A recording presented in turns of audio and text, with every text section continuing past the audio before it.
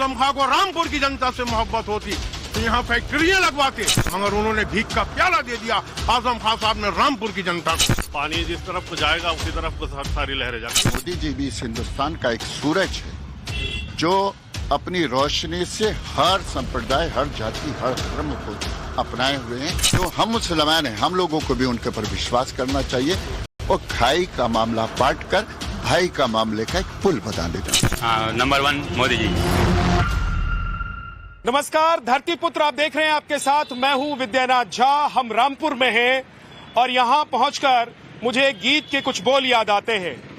वक्त ने किया क्या हंसी सितम, तुम रहे न तुम, हम रहे न हम। आजम खान के नाम से रामपुर को जानते हैं, लेकिन आजम खान के साथ वक्त ने जो सितम किया, उसके बाद यहां पर जो राजनीति आजम खान के इर्द गिर्द घूमती थी वो अब पूरी तरीके से बदल चुकी है। वैसे मौलाना अबुल कलाम आजाद, जो कि देश के पहले शिक्षा मंत्री थे, वो भी यहीं से लोकसभा का पहला चुनाव लड़े थे।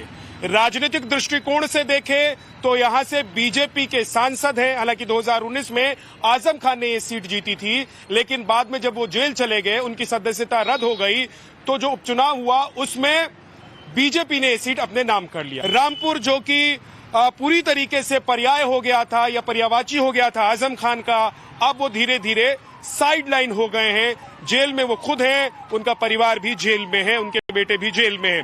तो अब रामपुर में हम आज आपको लेकर चलेंगे, रामपुर के लोगों से बात करेंगे, क्योंकि 52% यहाँ की आबादी मुसलमानों की है, तो मुसलमानों से थोड़ा ज्यादा बात करेंगे और बाकी लोगों से भी बात करेंगे और जानेंगे कि 24 को लेकर उनका मूड क्या है, वो क्या सोचते हैं। अब चलिए मेरे साथ।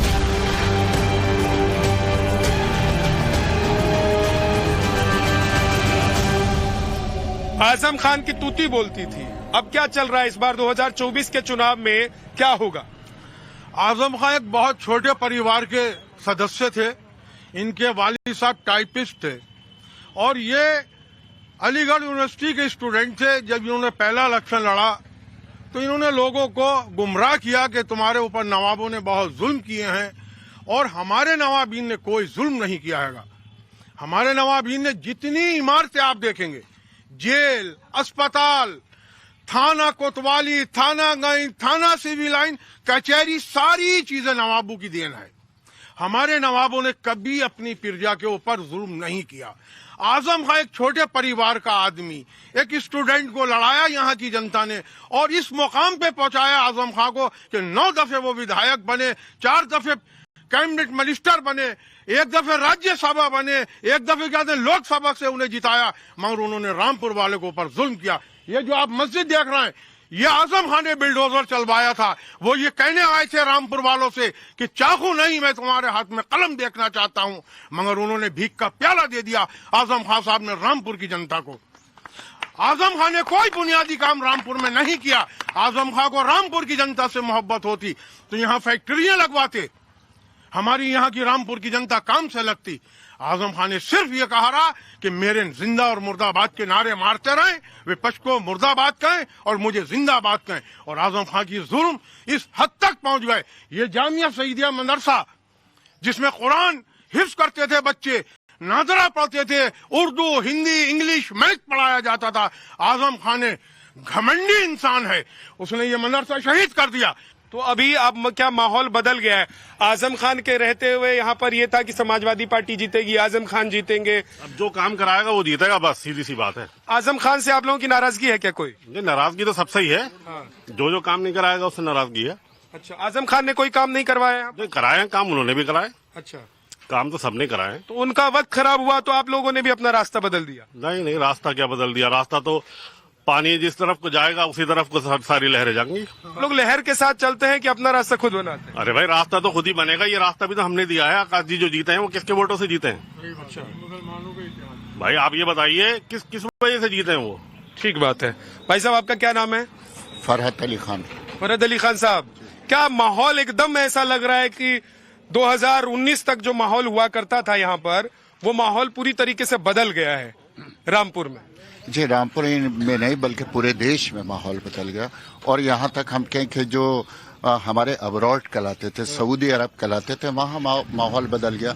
जब अबू धाबी का सुल्तान मोदी जी के साथ आके वहाँ मंदिर निर्माण करा सकता है, तो फिर रामपुर के मुसलमान तो मोदी जी के कामों से, उनकी योजनाओं से और जो उन्होंने धर्मनिरपेक्षता, मतलब सबका साथ, सबका विकास, सबका विश्वास जो किया, उससे जुड़े हुए हैं। इसका सीधा सच्चा उदाहरण है कि अनाज सबको एक सा मिल रहा है, लाइट सबको एक सा मिल रहा है। मैं आपके नवभारत के माध्यम से कहना चाहता हूँ, टाइम्स के, कि अब मोदी जी के माध्यम से या भारतीय सरकार के माध्यम से खाई वाला मामला नहीं है, भाई वाला मामला है। अब हम सब लोगों को भी उनके ऊपर, जो हम मुसलमान हैं, हम लोगों को भी उनके ऊपर विश्वास करना चाहिए और खाई का मामला पाट कर भाई का मामले का एक पुल बना दे। मुस्लिम समुदाय की तरफ अगर कोई एक हाथ बढ़ाएगा मिलाने के लिए तो वो गले लगाएगा, लेकिन यह है कि हाथ किस तरफ से बढ़ रहा है ये भी तो है ना।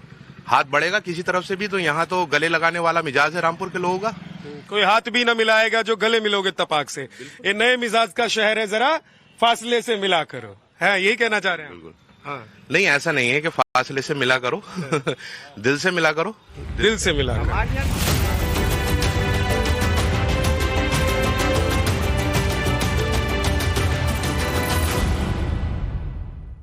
और रामपुर में हम पहुंच गए हैं अब अस्तबल कैंप चौराहे पर। ये देखिए पीछे एक मस्जिद आपको नजर आ रही है, बड़ी सी मस्जिद है। ये पूरा मुस्लिम बहुल ये इलाका है। वैसे भी आपको मैं बता चुका हूं कि 52% लोग जो हैं यहाँ पर वो मुस्लिम आबादी के हैं। तो आज जरा इधर घूम के भी लोगों से जरा बात करते हैं और पूछने की, जानने की कोशिश करते हैं कि 2024 के चुनाव को लेकर क्या चल रहा है लोगों के मन में। ये बताइए कि ये आजम खान का दुर्ग, गढ़, किला, जो भी आप लोग कहिए, ये हुआ करता था, लेकिन अब ये सब ढह गया है क्या?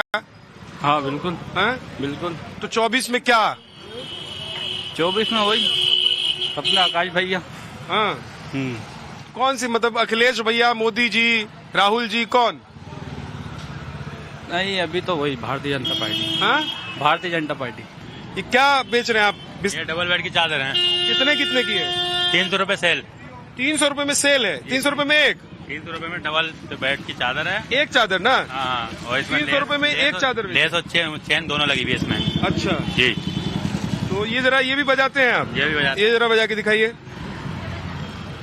हाँ,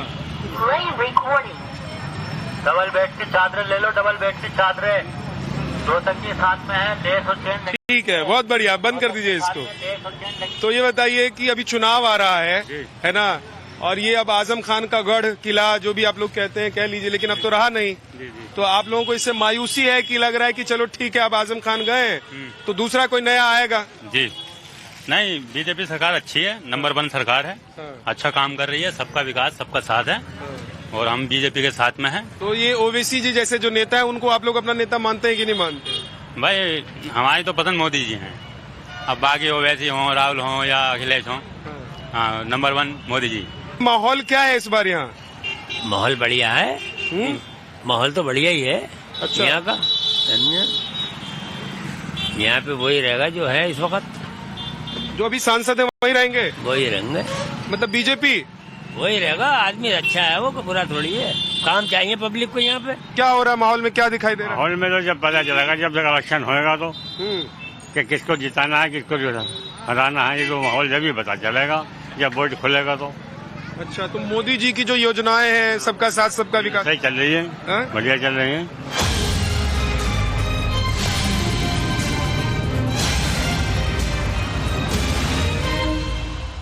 रामपुर का सर्राफा बाजार इलाका ये है, और अब हम आ गए हैं एक ऐसे इलाके में जहां पर मुस्लिम के साथ साथ हिंदू आबादी भी है, क्योंकि 52% के अलावा यहाँ पर जो बाकी आबादी है वो हिंदुओं की है। उसमें अपर कास्ट के लोग भी हैं, लोअर कास्ट के लोग भी हैं, मतलब अगड़ी जाति के भी हैं और पिछड़ी जाति के भी हैं। क्या नाम है आपका? सुरेश कुमार। सुरेश जी, क्या लग रहा है 24 में? 24 में साहब सरकार यही आ रही है साहब, बीजेपी की। तो राहुल गांधी जी हैं, इधर अखिलेश जी भी हैं, वो भी तो पीएम बन सकते हैं। नहीं बनेंगे साहब, कोई नहीं बनेगा। सरकार फिर यही आ रही है, बड़े अच्छे घरों से। मोदी की सरकार है, मोदी की सरकार आएगी। और ये सब जो कह रहे हैं कि 400 पार हो जाएगा, 400 पार हो जाएगा। 400 से ऊपर ही होगा। 400 से ऊपर होगा, 400 से और ऊपर चलेगा, ऊपर जाएगा। इतना अनुमान तो बीजेपी भी नहीं लगा दी। नहीं, हम लगा रहे, हम कह रहे हैं। क्या ये सब कह रहे हैं कि कुछ भी हो जाए आएंगी तो मोदी से? पक्की पक्की गारंटी के साथ, हाँ? गारंटी के साथ। ऐसा क्यों कह रहे हैं आप? लेकिन काम बड़े अच्छे अच्छे किए, हाँ समझे। सबसे पहले कश्मीर का काम किया इन्होंने। हाँ कश्मीर का मुद्दा किसी की ताकत नहीं थी, हाँ समझ गए। जो 1 मिनट के अंदर 5 अगस्त को उन्होंने सब तख्ता पलट कर दिया और अच्छे अच्छे को नानी याद दिला दी। राम मंदिर का मसला था वो सुलझा दिया। जीएसटी पूरे भारत में एक टैक्स लगता है और हमें क्या चाहिए? लेकिन लोग कह रहे हैं कि रोजगार पर रोजगार खुद कर लेंगे, हम खुद ही कर लेंगे। रोजगार हमें खुद करना आता है। कि आप तो मोहल्ले मोहल्ले घूमते भी होंगे, जाते होंगे जब ये अंगूर खट्टे मीठे बेचने के लिए। जी सर। तो अभी 24 के चुनाव में बीजेपी वाले तो कह रहे हैं कि 400 पार हो जाएगा। सच में ऐसा माहौल है क्या? जी सर, बीजेपी की सरकार तो आनी है सर।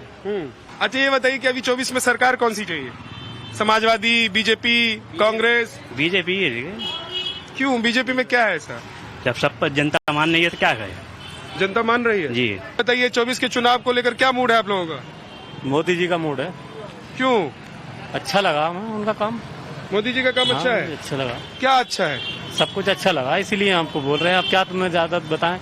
लेकिन राहुल गांधी है ना, वो भी कह रहे हैं कि भाई हम जो है सरकार में फिर आएंगे तो किसानों को, गरीबों को, मजदूरों को बहुत सारी फायदा पहुंचाएंगे। कुछ नहीं पहुंचाएंगे, वो कुछ नहीं पहुंचाएंगे।